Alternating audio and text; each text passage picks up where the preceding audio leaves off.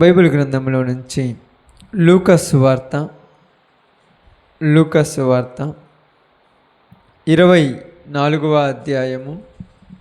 లూకాసు వార్త 24వ అధ్యాయము. లూకాసు వార్త 24వ అధ్యాయము 34వ వచనాన్ని జాగ్రత్తగా చదువుదాం. ప్రభు నిజముగా లేచి సీమోనునకు కనబడెనని చెప్పుకొనుచుండిరి. చాలు. దేవుడి వాక్య భాగం మన మధ్యలో ఆశీర్వదించునుగాక. ఆమేన్. కుడి వచ్చిన మీ అందరికీ ప్రభునామములు శుభాలు వందనాలు తెలియచేయుచున్నాను. దేవుని యొక్క సన్నిధిలో ఉన్నటువంటి మనందరం కూడా జాగ్రత్తగా ఈ దినమున ఈ మాటలను శ్రద్ధగా ఆలకించటానికి సిద్ధపడదాం. ఎందుకంటే ప్రియ సహోదరి సహోదరులారా, యేసుక్రీస్తు వారిని మనము నమ్ముకోవాలంటే దాని వెనక ఉన్న కారణము కూడా తెలుసుకోవాలి. ఈ రోజులలో సాధారణంగా చూసినప్పుడు కొన్ని పరిస్థితులు మనుషులను ఏదో ఒక దేవుడు ఎవరో ఒకరికి కావాలన్నట్టుగా ఏదో ఒక విధంగా దేవుని నమ్ముకోవడానికి అలా వెళ్ళిపోతున్నారు అంతే. కొందరేదో ఫార్మాలిటీస్ కోసం, కొందరేదో మొక్కుబడుల కోసం, కొందరేదో ఏదో ఉండాలి కాబట్టి అలా ఉంటున్నారు. కానీ నిజముగా యేసు ప్రభు సృష్టికర్తని నమ్మేవాళ్ళు తక్కువ. అలా నమ్మలేదు కాబట్టే క్యాజువల్గా, అంటే ఏదో సాధారణంగా ఒక ఆలోచన లేకుండా, అవగాహన లేకుండా దేవుని దగ్గరికి రావటం అనేది ఇష్టం లేదు. ఎలా ఉన్నదంటే ఏదో 4 రోజులు అలా నడుచుకుంటూ మరలా 4 రోజులు వాళ్ళకి ఇష్టం వచ్చినట్టు నడుచుకొని మరలా 4 రోజులు అలా నడుచుకొని వెళ్ళిపోతూ ఉన్నారు ఇప్పుడు ఎవరు కూడా అందరూ. అయితే ఇప్పుడు ఇశ్రాయేలు ప్రాంతంలో యొక్క ప్రదేశంలో కూడా జరిగినటువంటి ఒక సంఘటన ఏంటంటే యేసు ప్రభు వారు ఆ ప్రాంతాలలో సువార్త చేస్తూ ఉన్నాడు, మంచిని ప్రకటిస్తూ ఉన్నాడు, అనేక మంది జీవితాలలో మేలు చేస్తున్నాడు, బాగులేని వారిని బాగు చేస్తున్నాడు, బలహీనులను బలపరుస్తున్నాడు, ఇబ్బందుల్లో ఉన్న వారిని పరామర్శించి వాళ్ళకు మేలు చేస్తున్నాడు, చనిపోయిన వారిని తిరిగి బ్రతికించాడు, రోగాలతో ఉన్న వారికి వారి రోగం నుంచి విడుదల కలిగించారు. అలా చేస్తున్న తర్వాత ఆ సమయం వచ్చినప్పుడు, ఆ సందర్భం వచ్చినప్పుడు యేసు ప్రభు వారిని సిలువకు అప్పగించి సిలువలో చనిపోయాడు. సిలువ మరణం ఇంతవరకు అందరూ అర్థం చేసుకోవాల్సింది, ఇంతవరకు అందరూ క్యాజువల్, ఇది మామూలుగా అందరికీ తెలిసిందే. ఇక్కడ విలువైనది ఏమిటంటే సిలువ మరణం పొందిన యేసు ప్రభు వారిని చనిపోయిన తర్వాత వాళ్ళు తీసుకొని వెళ్ళి ఒక సమాధిలో పెట్టారు. సమాధిలో ఉంచిన తర్వాత ఎవరి పనులలో వాళ్ళు వెళ్ళిపోతున్నారు, ఎవరికి నచ్చినట్టు వాళ్ళు వెళ్ళిపోయారు, ఎవరి కార్యక్రమాల్లో వాళ్ళు చూసుకుంటున్నారు. ఎందుకంటే వాళ్ళ పనులు మానుకొని వచ్చేంత రోజులు కాదు కదా, అంతే అన్న. ఎవరు కూడా సొంత పనులు మానుకొని వస్తారా? అంత ఇంపార్టెంట్ లేదు. ఎందుకంటే దేవుడికి వాడి మనసులో అంత తెలివి లేదు. దేవుడు ఎప్పుడు గుర్తొస్తాడంటే, ఒక మాట చెప్తున్నాను, గడ్డి తిన్నప్పుడు గుర్తొస్తాడు. ఊరికైనా గడ్డి తినే రోజు వస్తుంది, మనిషి అన్నాక గడ్డి తినే రోజు వస్తుంది. మనం ఏమంటామంటే మాకు గడ్డి తినే రోజు రాదనుకుంటే మనమేం కొమ్ములు వచ్చినాడు. ప్రతివాడు అంత గొప్పోడు కూడా ఒక టైం వచ్చినప్పుడు కింద పడాల్సిందే కదమ్మా. ఎంత గొప్పోడైనా ఎట్టటోడైనా కన్ను మిని తెలియకుండా ఉరుగుతున్నాడంటే అర్థమైంది, కాళ్ళు తొట్టుకొని ఏడాదికి పడతాడని. అప్పటిదాకా ఎదురు చూడటం మన పని. మనం ఎంత చెప్పినా వినరు. మీరు అంటారు చెప్తున్నాం కానీ వినట్లేదంటే, చెబితే వినే పని అయితే ఈ దొనకొండ మండలం మొత్తం వింటారు. చెబితే ఎవరు వినరు. దెబ్బ తగిలితే కానీ వెనక్కి తిరిగి చూడరు. ఈ రోజులలో దెబ్బ తగిలినా చూడలేదంటే వాడి జీవితం నాశనం అయిపోవటం తప్పితే ఇంక దేనికి పనికిరాదు. ఇది బాగా గుర్తుపెట్టుకోండి. చెబితే వినాలి, చెప్పినా వినలేదనుకో దెబ్బ తగిలినా వినాలి, దెబ్బలు తగిలినా వినలేదనుకో నాశనం అయిపోవటం తప్పితే ఇంకేం లేదు అక్కడ. కాబట్టి మీరు బాగా గమనించి ఆలోచించినప్పుడు యేసు ప్రభు వారిని సిలువలకు మరణించిన తర్వాత సమాధిలో పెట్టారమ్మ. సమాధిలో అయిపోయిన తర్వాత ఇంకెవరి పనులలో వెళ్ళిపోయారు, ఎవరు పట్టించుకోవట్లా. ఎందుకు అంత పట్టించుకునేంత తీరిక లేదు. ఎందుకంటే యేసు ప్రభు వారు చనిపోయాడు. ఇంకా చనిపోయిన అయితే ఎవరికైనా పని ఉంటుందన్న? బతుకున్నప్పుడు అయితే పని దేనికి అమ్మ చెప్పండి అన్న? బతికినప్పుడు పని యేసు ప్రభుత్వం దేనికి?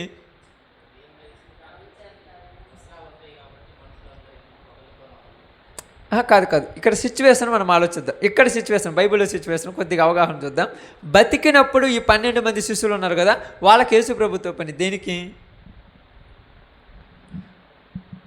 తెలియదా? దేనికంటే పొద్దున్న లేతే యేసు ప్రభుతో పోతే పని చేయకుండాను పోబెడతాడు. అంతే కదా. ఈ రోజులు కూడా దానికే, ఆ రోజులకి ఈ రోజులకి 10 దానికి బొవ్వకే ఇలువ. కోటి విద్యలు కూటి కోసమే. ఆ కూడు లేకపోతే అర్థమవుతుంది మనిషికి. 2 రోజులు బో లేకపోతే అప్పుడు తెలుస్తుంది. 2 రోజులు అన్నం లేకపోతే అప్పుడు అర్థమవుతాయి మీకు. 3 పూట్ల బో దొరుకుతుంది కాబట్టి మీరేం మాట్లాడట్లేదు. కరువు వస్తే అప్పుడు తెలుస్తుంది అంటారు. ఆ రోజులలో అన్నానికి కొద్దిగా రోజు ఏం చేశారు, బొమ్మను డబ్బులు కడుకొచ్చింది వ్యవహారం అంతే. డబ్బే ప్రపంచం మొత్తాన్ని నేలేదు. ఇప్పుడు దేవుడు 2 ప్రాణములు ఇచ్చారు అందరూ, కానీ డబ్బుకున్నంత ప్రాధాన్యత దేనికి లేదు మనుషుల దగ్గర. అది మరి గుర్తుపెట్టుకోవడం బాగా. ఇక్కడ యేసు ప్రభు బతికినప్పుడు ఎందుకు అవసరం అంటే, పేతురు అత్తగా బాగలేదు, జ్వరం వచ్చింది. యేసు ప్రభు దగ్గర పోయి మా అత్తమ్మ జ్వరం వచ్చిందంటే ఇంట్లో పోయాడు. ఆమెను తాగగానే ఆమె జ్వరం తగ్గిపోయింది. ఎంత మేలు! ఈరోజు మేలు కావాలంటే ఎవరికైనా ఇబ్బందులు సమస్యలు ఉన్నాయి అనుకోండి, యేసు ప్రభుతో పోతే మంచి పేరు వస్తుంది. ఎందుకు? యేసు ప్రభు ఎలా అంటాడు, చనిపోయిన వాళ్ళని లేపిండు, రక్తస్రావ రోగికి స్వస్థతనిచ్చిండు, పక్షవాతం ఉన్న వాళ్ళకి బాగు చేసిండు. ఇప్పుడు ఎంతో పోతే పేరు ఉంటుందా, ఉండదా? ఉదాహరణకి ఏరియాలో ఒక మంచి ఎమ్మెల్యే ఉన్నాడు అనుకోండి, ఆ ఎమ్మెల్యేతో తిరుగుతుంటే వాడు అంతా ఉంటాడు చూడండి, నేను ఎమ్మెల్యే పక్కన వెళుతుంటే నేను ఫోన్ చేస్తే చాలా ఏదైనా జరుగుద్ది అంటాడు. ఎందుకు? ఈడుకున్న గొప్పతనమా? ఎమ్మెల్యే ఉన్న గొప్పతనం. అదే ఎమ్మెల్యే పోస్ట్ పోయింది అనుకో, ఎమ్మెల్యే ఫోన్ చేసిన కూడా పోడు. ఇక నీతో పనులు లేవు కదా, నీతో పని జరగదు కదా. నీతో పని జరిగినప్పుడు నీ ఎమ్మెల్యే తిరుగుతాడు. అదే పని లేకపోతే అవసరం లేదు. ఇప్పుడు పని ఉంటేనే ఎవరితోనైనా మనం పోయేది. ఇప్పుడు పని ఉంటేనే ఫోన్ చేస్తుంది, పని లేకుండా ఫోన్ చేస్తామా? పని ఉండాలి అందరికీ. అయితే ఇక్కడ యేసు ప్రభు చచ్చిపోయాడమ్మ, పాపం చనిపోయినా అని తీసుకెళ్ళి సిలువలో వేసిన సమాధిని పెట్టినారు. ఇప్పుడు ఎవరు పట్టించుకోవట్లా, ఎవరి పనిలో నడిపోండు. పేతురేమో భుజాన వలేసుకున్నాడు, చేపలు పట్టుకొని పోయాడు. శిష్యులేమో ఎవరెళ్ళకి వాళ్ళు వెళ్ళిపోయారు. ఇక తిరిగితే ఏముంటుంది, రేపు పొద్దున కూడు ఉండదు. కూడు లేకుండా ఇంట్లో వాళ్ళు రానెత్తరా? యేసుప్రభుతో మా వాడు యేసుప్రభుతో తిరుగుతున్నాడు, యేసుప్రభు ఎవరో తెలుసు, అమ్మ ఆయన గొప్పోడమ్మ, ఆయనతో తిరుగుతున్నాడు మీ మనిషి, ఒక్కసారి యేసుప్రభుడు మా ఇంటికి రమ్మనవా? ఎందుకని? గొప్పోడు కదా. గొప్పోడు ఇంటికి వస్తే ఎట్లా ఉంటుంది? ఎగ్జాంపుల్ ఇప్పుడు మన ప్రాంతంలో అనుకోండి, ఆయన ఉన్నారు కదా, ఇప్పుడు ఎమ్మెల్యే గారు ఉన్నారు కదా, నీకు ఫోన్ చేసి అయ్యా రేపు పొద్దున మీ ఇంటికి వస్తున్నానంటే అంగం బాగుంటుందన్నా? ఇది మా ఇంటికి నువ్వు వస్తున్నావా? అసలు ఎట్లా చెప్పుకుంటారు తెలుసా? ఊరు మొత్తం చెప్పుకుంటారు. ఎందుకంటే గొప్పడు మా ఇంటికి వస్తున్నాడు కదా, ఆయన మా ఇంట్లో అడుగు పెట్టిండు. అబ్బా ఏం చేస్తారు? చికెన్ చేద్దామా, మటన్ చేద్దామా, ఫిష్ చేప చేద్దామా, అసలు ఏది ఇష్టము, ఏం తింటాడు? అసలు ఆయన మన ఇంట్లో తింటాడా?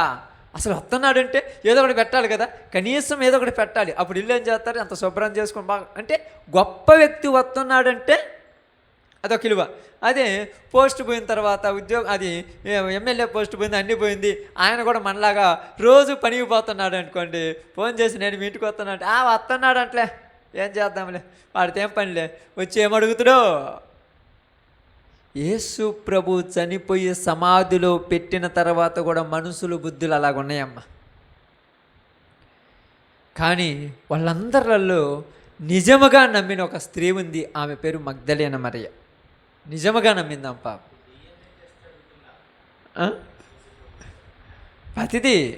ప్రతిదీ ఉంటుంది, దాని చరిత్ర ప్రతిదీ వస్తుంటుంది.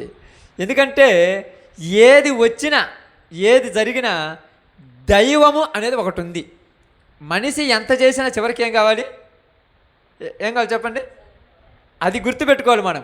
ఇప్పుడు ఏడు నా దగ్గర బలం ఉంది, అధికారం ఉంది, జ్ఞానం ఉండబట్టి నేను ఏదైనా చేస్తుంటాను, కానీ దాన్ని సృష్టించిన సృష్టికర్త ఒకడు ఉన్నాడుగా, అది ఇప్పుడు అర్థం కావద్దు. ఇప్పుడు సెల్ ఫోన్ ఉందనుకోండి, ఈ సెల్ ఫోన్ దానంతటా అది రాదు, వస్తుందన్నా? దీన్ని ఎవరో ఒకరు తయారు చేసి ఉండాలి. తయారు చేసినోని పట్టుకోవాలి మనం. తయారు చేసిన పట్టుకోవడానికి ఎందుకు పట్టుకోలేకపోతున్నామంటే, దీన్ని తయారు చేసింది ఒకళ్ళైతే దాన్ని ప్రొడక్ట్ను అమ్మేది మరొకళ్ళు. ఇప్పుడు అమ్మేవాడికి కూడా ఉంటుంది కానీ తయారు చేసినవాడికి విలువ ఉంటుందా? చెప్పండి. అమ్మేవాడికి విలువ ఉంటుంది కానీ తయారు చేసినవాడికి విలువ ఉంటుందా? మీరు అనొచ్చు, ఎందుకన్నా తయారు చేసేవాడు లేకపోతే అమ్మేవాడు అంటే, తయారు చేసేవాడిని అమ్మేవాడు కొనుక్కున్నాడు, వాడు ప్రోడక్ట్ పాడుతున్నాడు. ఇప్పుడు దీనికి ఒప్పో అని వాడి కంపెనీ పేరు పెట్టుకున్నాడు. తయారు చేసిన వాడి పేరు ఉండదు. ఇప్పుడు అలాగనే ప్రపంచం మొత్తం కూడా ఏమంటుంది, యేసు ప్రభువు నిజమైన దేవుడు కాదని నిరూపించాలనేది ఒక తాటి మీద పడిందమ్మా అందరికీ. ఇప్పుడు ప్రపంచం అని కాదు, మన భారతదేశం కాదు, ప్రతి చోట యేసు ప్రభు దేవుడు కాదని నిరూపించాలని ఇప్పటి నుంచి కాదు, 2000 సంవత్సరాల నుంచి వాళ్ళ వల్ల అవుతున్నా వాళ్ళ తాత తరముల వల్ల కాక మెదలకొండ నుండి ఏదో ఒకటి చెప్తున్నారు, మళ్ళీ వంకలు చెప్తున్నారు. ఏదో ఒకటి చెప్తాం వంక, ఏదో ఒకటి చెప్తాం వంక. చివరికి ఏమన్నారు, ప్రయోగాలు చేశాము, సక్సెస్ అవుతుంది. ఏం సక్సెస్ అవుద్ది? వీళ్ళకు దేవునికే కొలమానం చేసేంత గొప్ప వాళ్ళమా? దేవునితో పెట్టుకుంటే ఉండవాళ్ళమా? మనుషులతో పెట్టుకుంటే ఒకవేళ ఉంటామో ఉండమో తెలియదు, కానీ దేవునితో పెట్టుకొని ఎవరు నిలబడలేడు. అలెగ్జాండర్ అంతటి వాడే ఏమీ చేయలేక వెనక్కి తిరిగి వెళ్ళిపోయాడు. ప్రపంచాన్ని ఏలి నెబుకద్నెజరే చివరికి గడ్డి తిని పోయాడు. అందుకే చెప్తున్నాను, యేసు ప్రభు సమాధిలో ఉండిన తర్వాత అందరూ ఎవరి దారిలోకి వాళ్ళు వెళ్ళిపోతే, యేసు ప్రభు ద్వారా బాగుపడ్డాము ఒక ఆమె ఉంది. ఆమె పేరు మగ్దలేన మరియా. బాగుపడ్డోళ్ళు ఎప్పుడు కూడా బాగు చేసిన వాళ్ళని మర్చిపోకూడదమ్మా. అది గుర్తుపెట్టుకోవాలి. మనం బాగుపడ్డామనికి ఎవరో ఒకళ్ళ వల్ల బాగు చేసిన వాళ్ళని మర్చిపోవచ్చా? మర్చిపోతే వాళ్ళని ఏమంటారు? కృతజ్ఞత లేని వాళ్ళు అంట. బాగు చేసిన వాళ్ళని ఎప్పుడు మర్చిపోకూడదు, వాళ్ళని గుర్తుపెట్టుకోవాలి. ఎప్పుడు కూడా చిన్న సహాయం చేసినా కూడా జీవితాంతం గుర్తుపెట్టుకోవాలి. అది మనుషుల యొక్క లక్షణం. ఏమో గుర్తుపెట్టుకొని ఏం చేసింది తెలుసా? నా ప్రభువును సమాధిలో ఉంచారు, ఇప్పుడు ఆయన దగ్గరికి వెళ్ళటానికి కనీసం ఒక్కళ్ళు కూడా లేరు. ఎందుకంటే యేసు ప్రభు ద్వారా అద్భుతాలు పొందిన వాళ్ళు ఉన్నారు, యేసు ప్రభు ద్వారా మేలులు పొందిన వాళ్ళు ఉన్నారు, యేసు ప్రభు ద్వారా కుమారులు చచ్చిపోతే మళ్ళా బ్రతికించి తెచ్చుకున్న వాళ్ళు ఉన్నారు, యేసు ప్రభు ద్వారా ఊరిలో వాళ్ళందరూ ఎలివేస్తే మళ్ళా బాగుపడి ఊరిలో మంచి పేరు తెచ్చుకున్న వాళ్ళు ఉన్నారు, యేసు ప్రభు ద్వారా చనిపోయి తిరిగి లేచిన వాళ్ళు ఉన్నారు. తెలుసా? లాజరు చనిపోయాడు, తిరిగి లేచారు. ఇప్పుడు లాజరు యొక్క సహోదరులు తెలుసుగా, మార్తా మరియలు ఉన్నారు, వాళ్ళు ఉన్నారు. వీళ్ళు ఎవరు కూడా అవసరం అయిపోయిన తర్వాత పట్టించుకోకుండా వెళ్ళిపోయారు. దారిలోకి వాళ్ళు ఎవరి ప్రాంతానికి వాళ్ళు వెళ్ళిపోయారు. పెద్ద పట్టించుకోవాలి, ఎవరికి కూడా అంత తీరకలేదు. తీరకుండా అంత కూడా ఉన్నారు అన్ని రోజుల్లో. ఎవరన్నా ఉన్నారు చెప్పండి తీరకుండా అంతగా?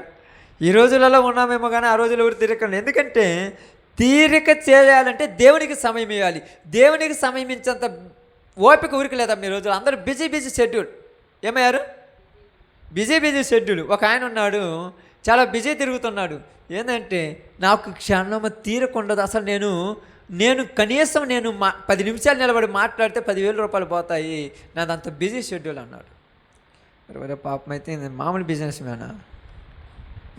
మేనమ్మా 10 నిమిషాలు మాట్లాడితేనంట 10,000 పోతాయంట. ఇలాంటి వాడికంట ఒక జబ్బు వచ్చిందంట. ఆ జబ్బు ఏంటంటే తన కుటుంబంలో తనకు ఇప్పుడు ముందు నేను నీతో ఇప్పుడు తనకు ప్రసాద్ అంతా నేను మాట్లాడిన అనుకో, నేను అన్నకు తెలుసు, అన్న నాకు తెలుసు. కానీ జబ్బు ఏంటిదంటే ఒకసారి చూసిన వాళ్ళు మళ్ళీ మర్చిపోతాడంట. ఇప్పుడు నేను అన్నం చూశాను అనుకో, మళ్ళీ మరుసటి రోజు పొద్దున్న ఉదయకాలం కానీ లేకపోతే ఒక అరగంట తర్వాత బయటికి పోయిన తర్వాత ఏంటంటే ఊరు అన్న అంటున్నంట. అట్లా జబ్బు వచ్చిందంట. ఇప్పుడు ఇంట్లో భార్యను గుర్తుపట్టట్లేదు, పిల్లలను గుర్తుపెట్టట్లేదు, తన ఆస్తి గుర్తుపట్టట్లేదు, తన డబ్బులు గుర్తుపట్టట్లేదు, తనకేది కూడా గుర్తే లేదంట. ఇప్పుడు అందరూ వచ్చి చూస్తుంటే అందరి దగ్గర పోయి మీరెవరు అంటున్నారంట. ఏందిరా పిచ్చోళ్ళలాగా ఉన్నావు, నేను ఎవరో నీకు తెలియదా? నువ్వు ఎంత బిజినెస్ మ్యాన్వి, నువ్వు ఎంత గొప్పోడివి, కనీసం నువ్వు ఒక అరగంట తోడు కూర్చుంటే 50,000 సంపాదించగలవు, అంత టాలెంట్ ఉంది నీ దగ్గర. ఏంటంటే అసలు నాకేమి గుర్తులేదు అంటున్నాడంట. నేనెవరిని అసలు చెప్పను అంటున్నాడంట.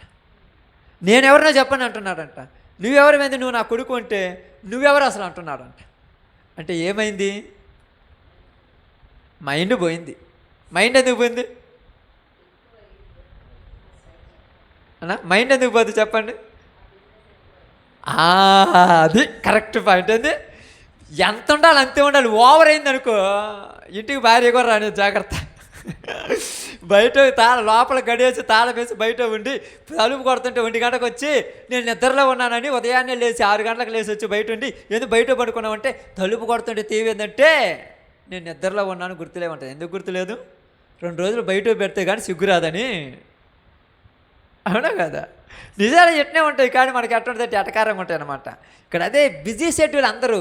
కానీ మనుషులు ఎంత బిజీ అయినా కూడా దేవుడు మనిషికి అవకాశం ఇచ్చినంత వరకే బిజీ. అవకాశం పోయిందనుకో ఏం చేస్తారన్న? ఎలా ఉంటారు? పనికొత్తడా? మంచానికే ఏమవుతాడు? పర్మిట్. మంచానికే రెడీ అయిపోతాడు. ఏమంటాడు తెలుసా? నీళ్ళు ఇవ్వా, కనీసం అలా కర్రన్ని ఇవ్వా. ఏందిరా నిన్న లేతే అసలు ఇంటి పట్టు కనపడడా? ఎప్పుడైనా కనపడదమ్మా? ఏ రోజు అని చూసిర్రా? కొంతమంది అనేవాళ్ళు మా నాన్న అట్టుంటాడో కూడా తెలియదు నాకు అనేవాళ్ళు పాపం. ఎందుకంటే పొద్దుగోకులు బిజీ బిజీ కదా. ఇప్పుడు ఇంట్లో నుంచి బయటకు పోయేవాడు కాదు, ఇసుక్కునేవాళ్ళు. ఒకసారైనా బయటకు పోరాదా? ఏం పోయాను, నాకు రోగం వచ్చి పడితే ఈ మా 5-6 రోగం నాకే రావాలా? ఇన్ని రోజులు తిరగమర్రా నిన్ను. ఎక్కడెక్కడో తిరిగావు, తగలబెట్టుకున్నావు తెచ్చుకొని. ఇప్పుడు ఏం చేయాలి చెప్పండి? కంట్రోల్ ఉండాలి కదా. చాలా చెప్తాను మీకు జాగ్రత్తగా. ఒక మనిషి హద్దు మీరిపోతానంటే కంట్రోల్ కూడా తప్పుతాడు, అది గుర్తుపెట్టుకోండి జాగ్రత్తగా. నేనైనా హద్దు మీరానంటే కంట్రోల్ తప్పుతాను. కంట్రోల్ తప్పినంటే ఏమి చేస్తానో నాకు కూడా తెలియదు. మనిషికి కొన్ని లిమిట్స్ ఉంటాయమ్మ. ప్రతి మనిషికి లిమిట్స్ ఉంటాయి. ఎంత గొప్పడికైనా. ఇప్పుడు అంబానీ ఉన్నాడు అనుకోండి, 1000 కోట్లు సంపాదించుండొచ్చు, కానీ ప్రతి విషయంలో భార్య బిడ్డలు గుర్తుండాలి. ప్రతి విషయంలో ఎంత చేసినా నా కుటుంబం కోసమే కదా. మార్కాపురం ప్రాంతంలో నేను నిన్న వేరే చోటుకి వెళ్ళినప్పుడు ఒక బ్రదర్ చెప్తుంటే విన్నాను. మా బావగారు వేరే వాళ్ళు మాట్లాడుకుంటుంటే విన్నాను. చైతన్య స్కూల్ అనేటువంటి ఒక స్కూల్ ఉన్నది. ఆ స్కూల్ మేనేజ్మెంట్ ఒక ఆయన ఉన్నాడు. ఆయన చాలా బాగా, అంటే స్కూల్ మేనేజ్మెంట్ చేసుకుంటూ బాగా చూసుకుంటూ ఉన్నాడంట. తర్వాత ఆయన యొక్క గురించి నాకు తెలిసిన ఇన్ఫర్మేషన్, నాకు తెలిసింది ఆయనకు ఒకే ఆడపిల్లంట. తాత ముత్తాతలు సంపాదించింది 1000 కోట్లు ఉందంట. 100 కోట్లు ఎంత ఉందో కూడా తెలియదు, చాలా ఉందని చెప్తున్నారు. వాళ్ళిద్దరు మాట్లాడి నేను అన్నాను. అంత ఉంటే అతను ఏమనుకున్నాడు తెలుసా? ఈ స్కూల్ను మెయింటైన్ చేయటం ఇష్టం లేక వదిలేసి వాళ్ళ ఫ్రెండ్కి ఇచ్చాడంట.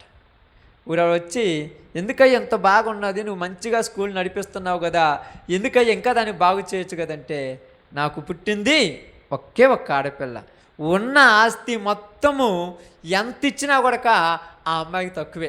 అంత ఉంది నా కాడ, ఆ అమ్మాయికి ఇచ్చేయటానికి తక్కువేం లేదు, అంత ఉంది.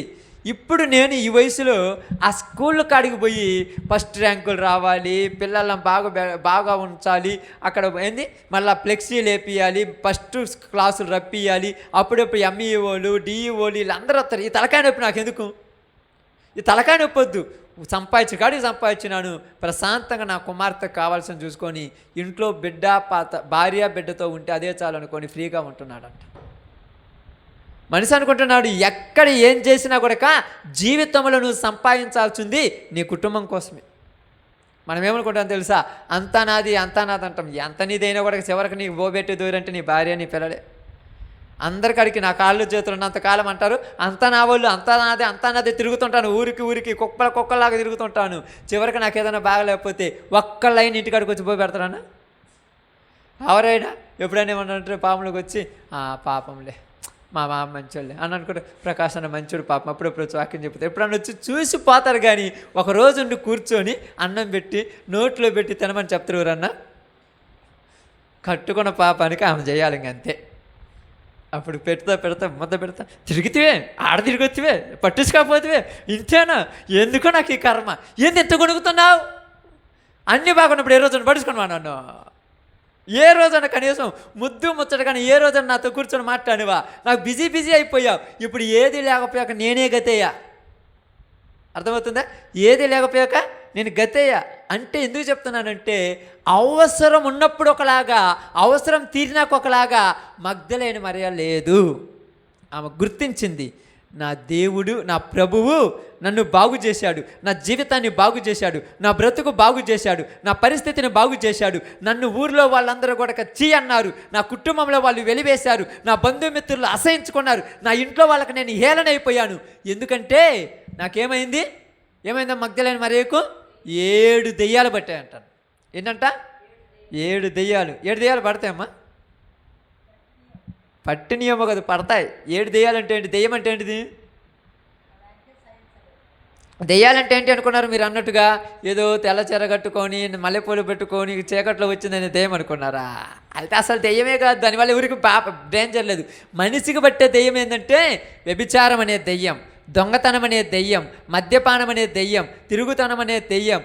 ఈ దెయ్యాలు ఈ పడితేనే మనిషిని పాడు చేసేది. మిగతా ఏమైనా పాడు చేస్తా చెప్పండి? అప్పుడప్పుడు అంటారు అలా దాటులు తిరుగు తాటొచ్చాను అందుకే నాకేదో బాగుండట్లేదు. మరి పిచ్చోడా, ఇది ఒక భ్రమ. ఆ భ్రమలో నువ్వు అట్టున్నావు అంతే. కానీ ఇంత డేంజర్ చెప్పండి. కుటుంబాన్ని నిద్ర లేకుండా చేసేది ఏం తెలుసా? చెడు అలవాట్లే. అది గుర్తుపెట్టుకోండి.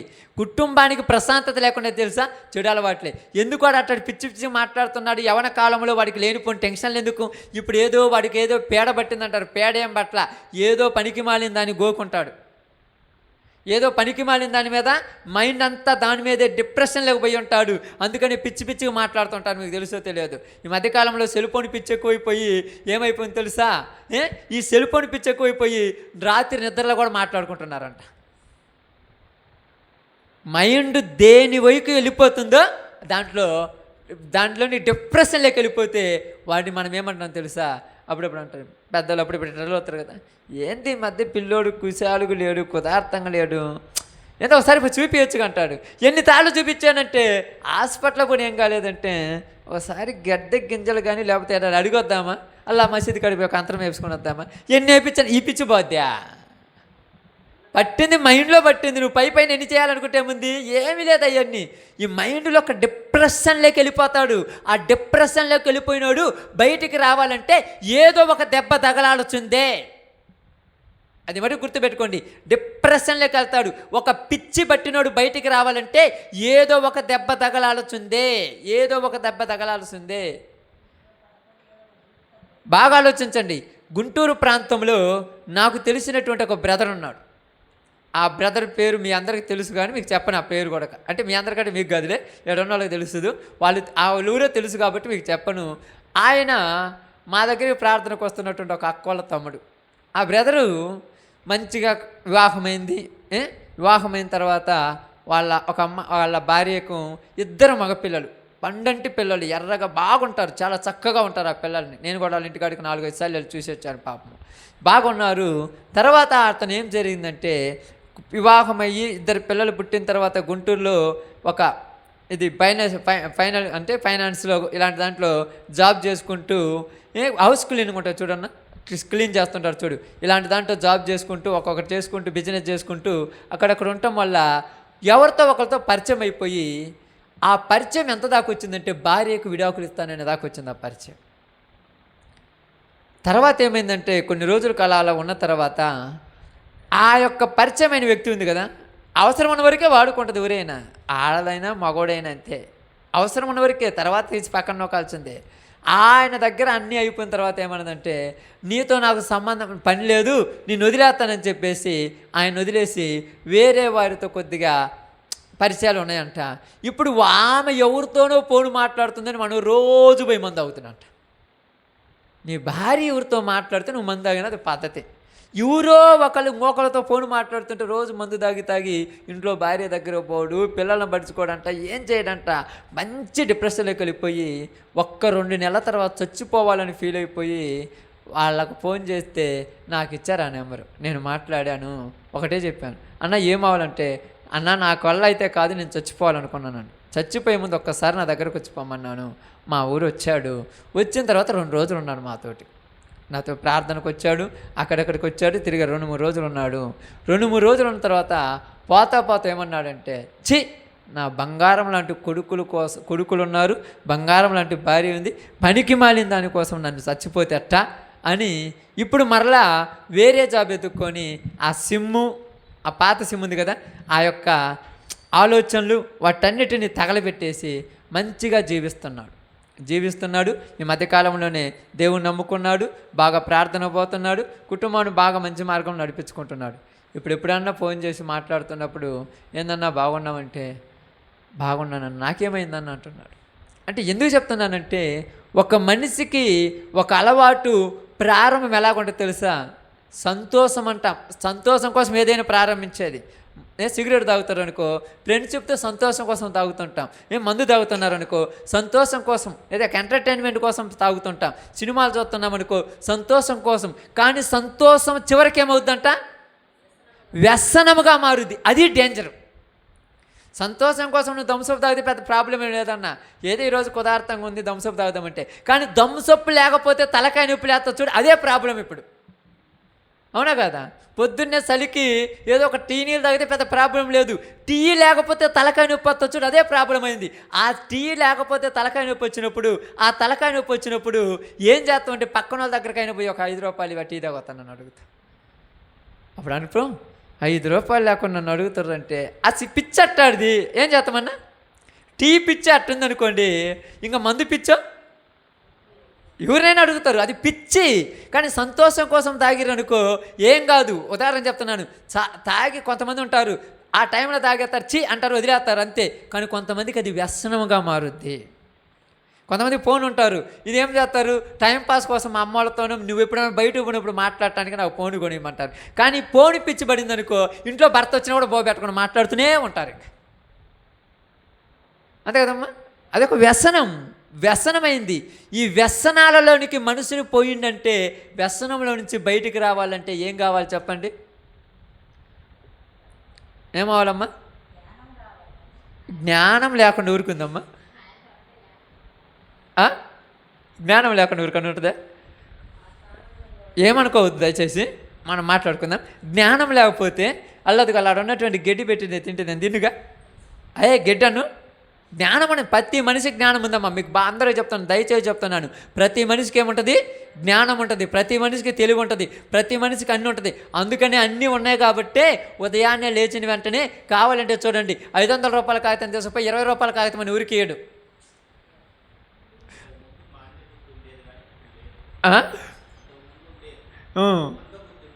మందబుద్ధి ఇప్పుడు లేదు కదా, అంత షార్ప్నెస్ వచ్చేసింది. అంత ఆన్లైన్ వచ్చేస్తే వాళ్ళు రానోడు కూడా ఆన్లైన్ పేమెంట్ చేస్తుంటే వాళ్ళు రానోడు కూడా ఏమవుతుంది? ఈ మధ్యకాలం నిజంగా నాకు ఒకళ్ళు డబ్బులు ఇవ్వాలి, పాపము 3000 ఇవ్వాలి అన్న, ఫోన్పే చేయమంటే నా కాడ ఫోన్పే లేదు, అకౌంట్ నెంబర్ పెట్టమండు. అకౌంట్ నెంబర్ పెడితే వాడు ఏదో గేమ్ ఆడి ఆ గేమ్ నుంచి నాకు డబ్బులు పంపించాడు. అకౌంట్ నెంబర్ దానికి లింక్ అయితే ఏమైంది, నా అకౌంట్ సైబర్ క్రైమ్లోకి వెళ్ళిపోయింది. నన్ను ఏం చేయమంటే ఇప్పుడు ఏం చేయాలి, నాకు డబ్బులు నీ బాకీ పంపించాను అన్నాడు, అది పోయి హోల్డ్లో పడ్డాయి. ఇప్పుడు ఏంది, కనీసం మనకి ఆలుగొర్ర రావు, ఆలుగొర్ర మరి అంత టాలెంట్ ఎక్కడి నుంచి వచ్చింది? ఇప్పుడు అంతా షార్ప్నెస్ ఎక్కువైపోయింది. ఇప్పుడు ఏం చేస్తున్నారు తెలుసా, మన కళ్ళ ముందే ఉంటూ మనకు తెలియకుండా వేరే పనులు చేసేవాళ్ళు కూడా ఉన్నారు. ఇప్పుడు ఎవరు నమ్మటానికి లేదు. అందుకే చెప్తున్నాను చూడండి, జ్ఞానం ఎక్కువైపోయింది. వ్యసనానికి ఆనిసైనోడు బాగుపడాలంటే నేను చెప్తున్నాను ఈరోజు ఒక దేవుని సేవకుడిగా, ఒక ఆత్మీయ సహోదరుడిగా, దెబ్బ తింటే కానీ బాగుపడ్డామ్మా. దెబ్బ తినాలి. ఆ దెబ్బ ఎలా తినాలంటే బుద్ధి వచ్చే దెబ్బ తినాలి. ఎవరైనా, నేనైనా, నువ్వైనా, ఇంకొకళ్ళైనా, ఎవరమైనా ఆ దెబ్బ తింటే గుర్తుకు రావాలి. ఏం చేయాలి? అక్కడికి పోతే అమ్మో నా భార్య ఉన్నదే, అమ్మో నా పిల్లలు ఉన్నారే, నేను పోతే ఎలాగని ఒక భయం అనేది పుడితే అది రాదు. అలా భయం పుట్టాలంటే దెబ్బ మామూలు తగలకూడదు. ఇప్పుడు అదే మగ్దలేన మరియ జీవితంలో జరిగిన దెబ్బ. ఏం జరిగిందంటే, నన్ను ఎవరు మనిషిగా గుర్తించినప్పుడు యేసు ప్రభు నన్ను మనిషిగా గుర్తించి నాకు పట్టిన ఈ దెయ్యాలన్నిటినీ పోగొట్టాడు. ఇప్పుడు నేను అన్నిటినీ మానుకొని మనిషిలాగా జీవిస్తుంటే, బజార్లో నడిచిపోతుంటే నాకేమిస్తున్నారు జనాలు? గౌరవం ఇస్తున్నారంట. అక్క రాక్క కూర్చుంది, అక్క అన్నం తిందురు అక్క. ఇంతకుముందు నేను అటు పోతుంటే కనుసైగ చేసేవాళ్ళంట. ఎందుకు? అప్పుడు ఆ క్యారెక్టర్ కదా. ఇప్పుడు అక్క అంటున్నారు. అప్పుడు ఏంది అట్టుపోతున్నావు అనేవాళ్ళు, ఇప్పుడు బాగున్నామనేవాళ్ళు. అంటే నా జీవితం మార్చుకోవటం వల్ల నాకు ఎంత తెలివి ఉంటుంది. నా జీవితం మార్చుకోవటం వల్ల నన్ను కూర్చోబెట్టి కుర్చీ వేసి మరీ కూర్చోబెట్టేవాళ్ళు. ఇంతకుముందు నేను పోతుంటే నన్ను చూసి వేరే ఎకసెకలు ఏలన చేసేవాళ్ళు ఇలా ఉన్నారు. నన్ను ఇంత మార్చాడు. ఇప్పుడు నా ప్రభు సమాధిలో ఉన్నాడు. నేను నా ప్రభు సమాధి దగ్గరికి వెళ్ళాలని పరిమళ తైలమును సుగంధ ద్రవ్యములను తీసుకొని సమాధి దగ్గరికి వెళ్ళి చూడగా, సమాధి మీద ఉన్న రాయి లేదంట, పొరిలించబడిందంట. లోపల పోయి చూస్తే ఖాళీ సమాధి అంట. యేసు ప్రభు శరీరం ఏమైందని భయపడుతుంది. అప్పుడు అంటుందో, అయ్యా నా ప్రభువుని ఎవరు ఎత్తుకెళ్ళారు, ఆయన ఎక్కడున్నారో నాకు తెలియజేయమని బాధపడుతున్నప్పుడు ఇక్కడ ఆయన ఒక మాట చెప్తున్నారు. ఆమెకు ఒక మాట, ఇదిగో లూకాసు వార్త 24వ అధ్యాయంలో ఆ మాట మనం చదువుకొని కొద్ది మాటలు చెప్పుకొని ప్రార్థన చేస్తాను. 24 అధ్యాయము 6వ వచనం చూడండి. ఆయన ఇక్కడ లేడు, ఆయన లేచి ఉన్నాడు.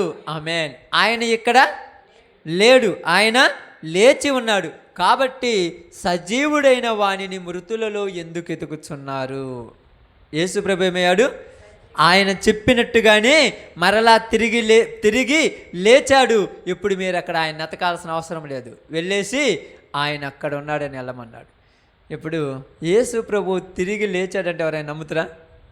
ఇప్పుడు ఆమె ఇంటికి పోయి తొందరగా పోయి ఎవరికి చెప్పింది?